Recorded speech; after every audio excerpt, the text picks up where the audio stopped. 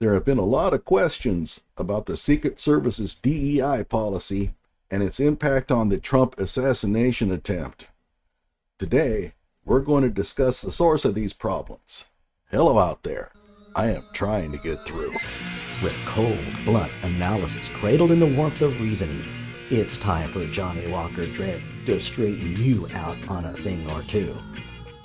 Emanating all the way from exciting Las Vegas, Oklahoma, it's time for the Johnny Walker Dread Show. Female Secret Service agents have been widely ridiculed following Trump's shooting. Is this fair? Well, we'll talk about that.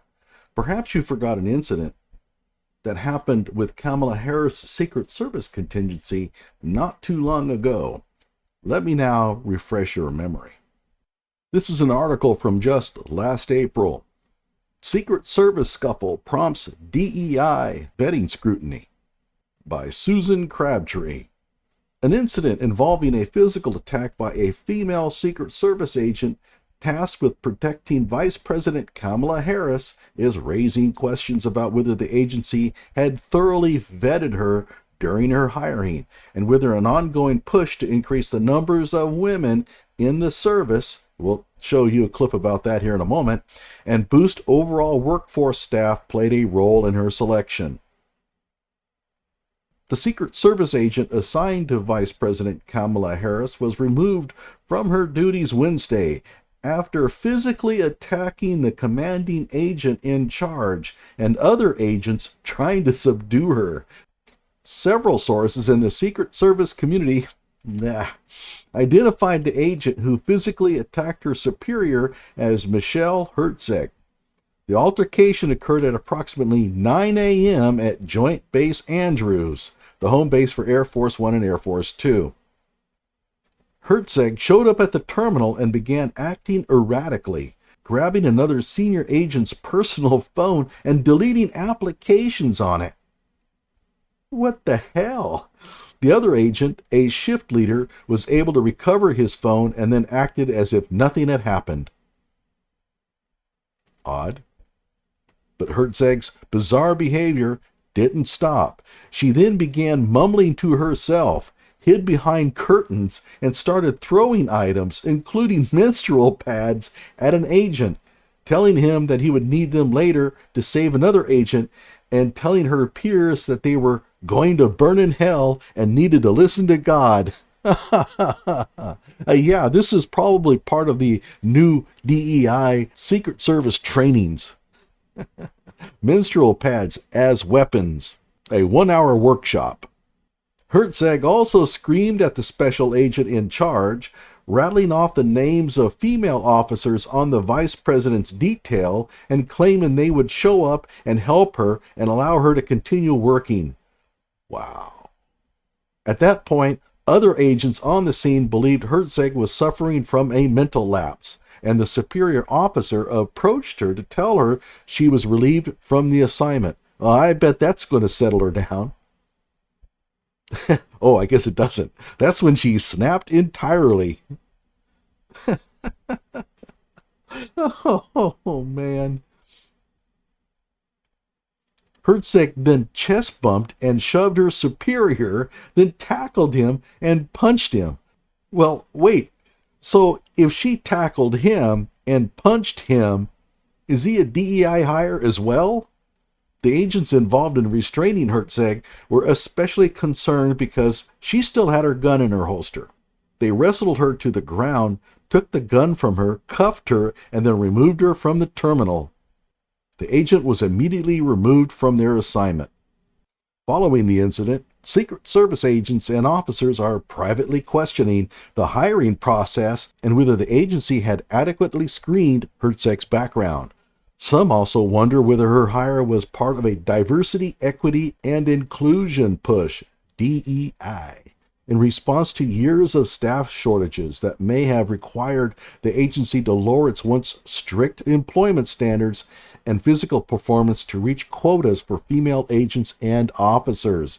Okay, let's be clear. This is not about staff shortages. They can get the agents. Their staff shortages are purely self-inflicted because of their quotas. In 2016, Herzeg, then an officer with the Dallas police force, filed a gender discrimination lawsuit against the city, claiming she was assaulted by a male superior and asking for more than $1 million in damages.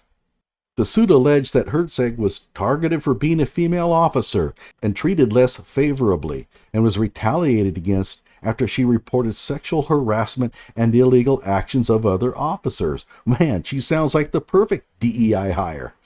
She also claimed she was not allowed to return to a crime reduction unit after she alleged a senior officer assaulted her. A Texas trial court dismissed the suit.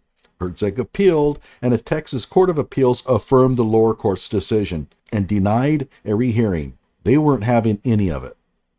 Ronald Kessler, a former investigative reporter for the Washington Post, who has written several books on the Secret Service, said the agency would have traditionally viewed the dismissed discrimination lawsuit as disqualifying. Yes, that should have been enough to exclude her, because you really have to have a pristine record. You really had to have had a pristine record. That's no longer the case. Certainly, this has been true in the past. There's tremendous competition, and she should never have been hired. Kessler also pointed to a new initiative to increase the number of women in the Secret Service workforce. Guglielmi confirmed that the agency is one of numerous federal, state, and local law enforcement agencies that have signed onto the 30 by 30 initiative, an effort to increase the representation of women in all ranks of policing across the country to 30% of the workforce by 2030.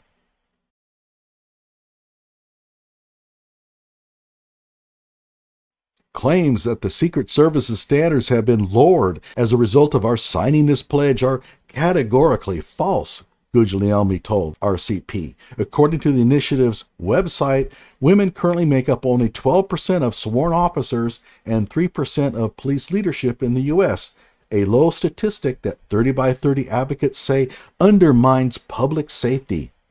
Research shows that women officers use less force and less excessive force, are named in fewer complaints and lawsuits, are perceived by communities as being more honest and compassionate, see better outcomes for crime victims, especially in sexual assault cases, and make fewer arrests.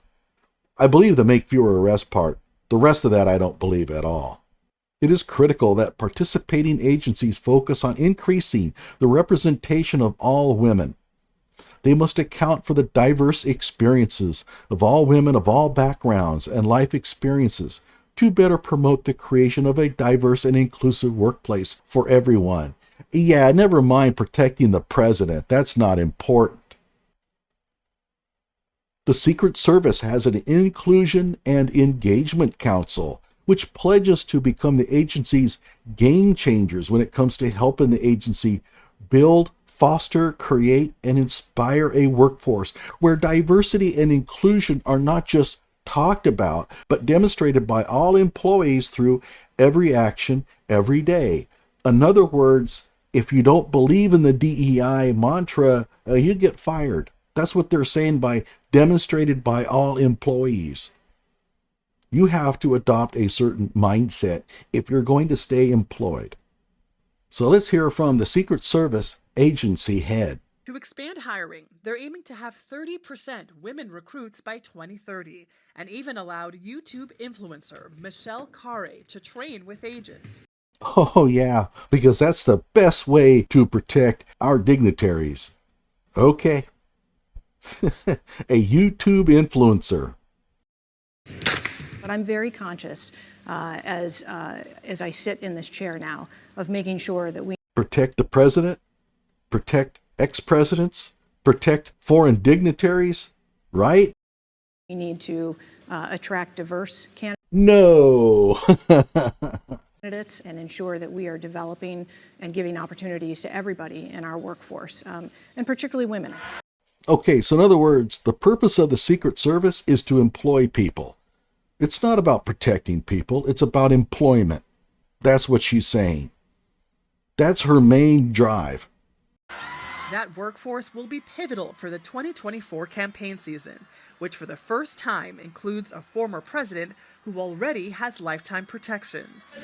Agents were there when Donald Trump was arraigned in New York. We were able to work out the details ahead of time of how that particular day was going to go. So let's make sure that we bring up President Trump's court trial in this. Do you think that that was accidental? No, they inserted that in there because they wanted to remind you about Trump's legal problems. But we will always ensure the safety of all of our protectees that we have. Yeah, you're going to ensure the safety of all of your protectees? Yeah. What good are your assurances, your guarantees? You let some dude crawl up on the top of a roof of a building only about 150 yards from this guy and get a shot off. And he's damn lucky to be alive. But you're going to tell us what? But we will always ensure the safety of all of our protectees that we have. Yeah, you're going to ensure the safety of all of your protectees. Ensure. What does that word mean? Service has a zero-fail mission, a mission Zero-fail mission. Yeah, okay. Trump turned his head and narrowly escaped being assassinated. Would you consider that a success? officers are training to uphold, pretending this field is the most famous address in America.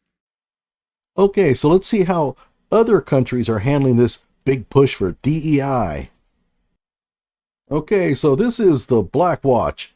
These Scottish Highlanders are considered the UK's premier fighting force. I wonder if they have dived into the DEI baloney. Let's watch.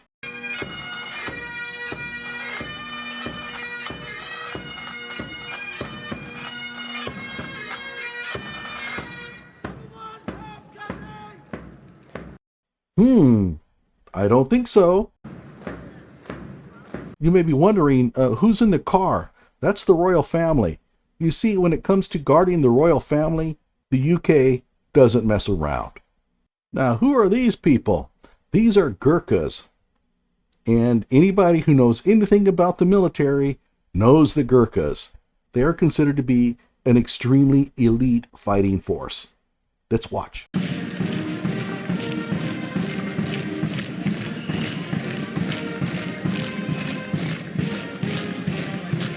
Now you see, there's actually a female amongst their ranks. Gurkhas will allow females to join, but as you will notice, not many get in. The reason why are the extreme physical fitness requirements. Now, am I saying that women shouldn't be allowed to protect important dignitaries? No, not at all. If a woman has the background, experience, skills, and courage to do the job, then fine. Setting up artificial goals like 30% must be women undermines that philosophy. If I happen to have a fondness for, say, Polynesians, setting up a goal that 30% of all Secret Service officers must be Polynesians would lower the capability of the agency. Not because Polynesians can't be good Secret Service officers, but because you're artificially limiting your talent pool. In the case of women, you are limiting your talent pool to a subset of the population that tends to be smaller and less physically capable than the rest of the population. So there you have it. Tonight, July 14th at 7 p.m. Central Time, I'm going to have Ann Fiedler, fondly known as Grambo, from the Kyle Rittenhouse trial, and we're going to talk about the Trump assassination attempt. So be sure to tune into that. Tonight, 7 p.m. Central Time. And of course, it will be a live stream. Like my video, subscribe to my channel.